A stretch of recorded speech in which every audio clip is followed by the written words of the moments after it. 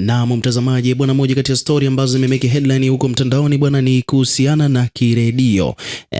Bwana Kiredio bwana amefanya moja kati ya vitu ambavyo havijawahi kufanyika nchini Tanzania.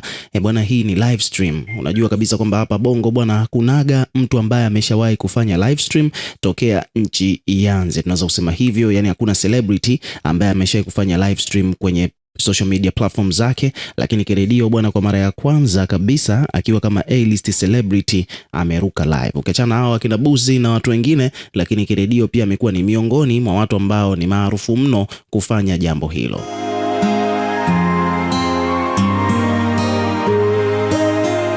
Lakini ukiachana na issue ya Kiredio kuruka live bwana, ilikuwa ni siku ya Sabasaba, nadhani unaelewa, japokuwa mwenyewe amelalamika kidogo kwamba kulikuwa kuna vitu havikuwa vimekaa sawa, na Kiredio akaelezea kwamba sababu ya vitu kuto kuwepo sawa wakati wa live stream yake ni kutokana na mvua ilikuwa inanyesha. Umeona bwana, kwa hiyo alishindwa kuinteract vizuri na mashabiki kutokana na mvua ilikuwa inashuka.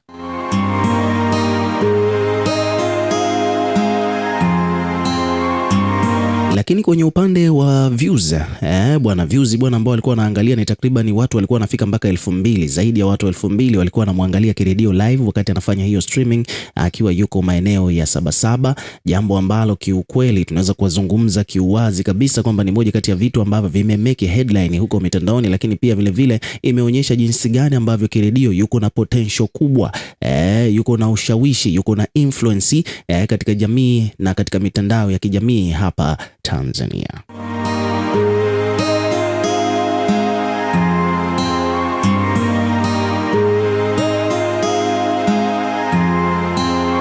So baada ya live stream hiyo kufanyika, kuna baadhi ya drama ambazo zimekuja kuibuka huko mitandaoni, maana tunafahamu kabisa kwamba Kiredio bwana uwaga anamtumiaga sana mpenzi wake. Moja kati ya vitu ambavyo vinafanya Kiredio awe anazungumziwa zaidi huko mitandaoni ni issue ya mpenzi wake. Yani akionekana yuko na mpenzi wake bwana uwaga mambo yanaendaga viral sana.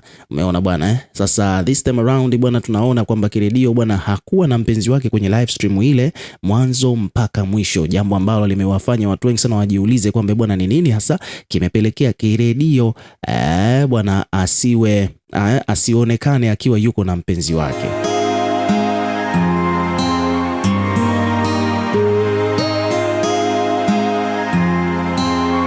So kwa mujibu wa wadau na wadaku wa mitandaoni bwana, kama kawaida Maimartha wa Jesse bwana akaja kaibua jambo lake, akasema kwamba bwana sababu ya Kiredio kutokuonekana na mpenzi wake ambaye anafahamika kwa jina la V-Dollar ni kwamba Kiredio na V-Dollar bwana walikuwa wamegombana, jambo ambalo kiukweli limewagusa watu wengi sana. Kama unavyojua kwamba watu wengi sana huaga hawapendi kuona couple zikiwa zinavunjika.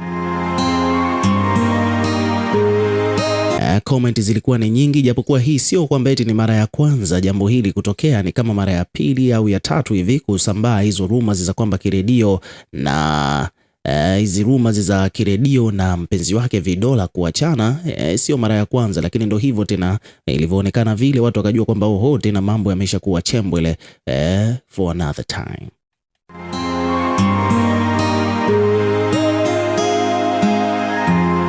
Lakini kwa bahati nzuri ni kwamba Maimartha bwana alipata access ya kuzungumza na V-Dollar mwenyewe, ambapo baada ya Maimartha kuzungumza na V-Dollar akaelezea kwamba bwana yeye na Kiredio hawajaachana. Umeona bwana V-Dollar bwana ikabidi aweke vitu bayana kwamba yeye na Kiredio hawajaachana, jambo ambalo limetokea yeye mpaka kutokuonekana kwenye live stream ya Kiredio ni jambo ambalo lilikuwa nje ya uwezo wake kutokana na kwamba hali yake ya kiafya bwana haikuwa nzuri. Kwa hivyo basi moja kwa moja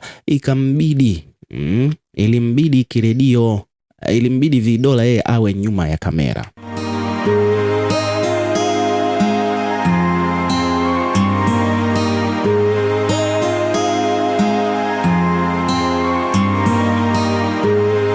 So V-Dollar bwana kumbe alikuwepo na yeye pia na Kiredio, lakini alikuwa nyuma ya kamera kwa sababu hakuwa na mudi nzuri, kwa hivyo basi alishindwa kuonekana katika hiyo live stream ya mpenzi wake. Umeona bwana, kwa hiyo hivyo ndivyo mambo yalivyokuwa, na ni jambo ambalo alielezea yeye mwenyewe huyu binti Vidola, lakini pia vile vile Kiredio naye pia alipata nafasi ya kuzungumza na waandishi wa habari, ambapo naye pia akatilia mkazo the same thing kwamba V bwana hawajagombana, ila tu kuna vitu alivitengeneza ili mradi tu kuonekana kama vile kuna ugomvi kwa ajili ya kutengeneza hype ya stream ya Kiredio.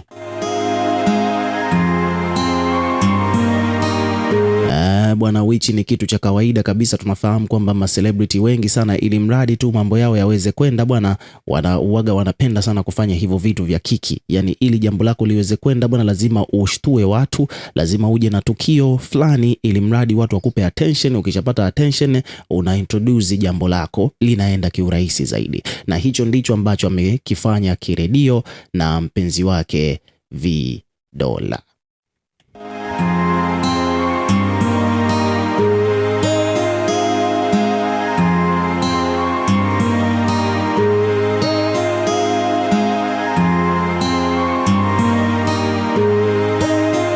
So hapa bwana, wadau wamekuja hapa kuweka point. Kuna page mbalimbali hapa zimekuja kuripoti. Kwa mfano hapa kuna page wamekuja waliandika hapa kuhusiana na hiyo issue bwana. Kuna page hapa ameandika kwamba bwana, content creator Kiredio ameweka wazi kwamba kiki waliofanya yeye na mpenzi wake Vidola ilibuma kwa asilimia zote. Ni kwamba Kiredio mwenyewe amekiri kwamba issue ya yeye kusema kwamba ameachana na Vidola bwana ilibuma baada ya watu kuja kung'amua kwamba kumbe V bwana alikuwa ni mgonjwa na ndio maana hakuonekana kwenye ile live stream ya Kiredio.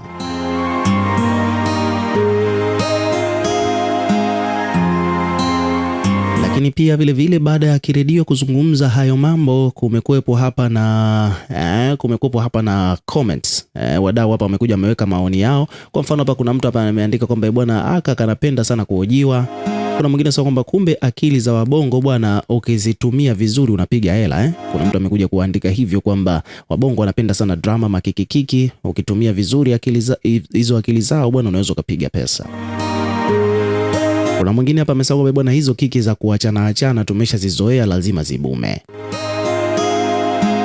Mdau mwingine amesema kwamba bwana ukiwa msanii usiwe unajibu kila swali, utakuja kupotea vibaya sana. Ustaa ni kitu cha sekunde.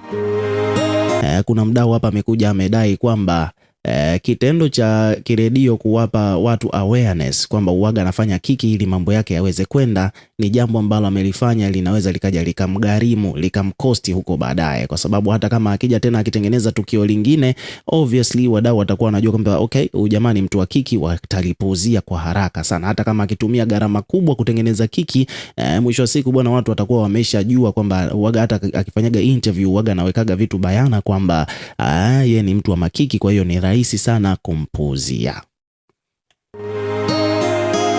Kwa hiyo hapa bwana wadau wanasema kwamba majibu anayoyatoa Kiredio yatakuja kumgharimu siku nyingine.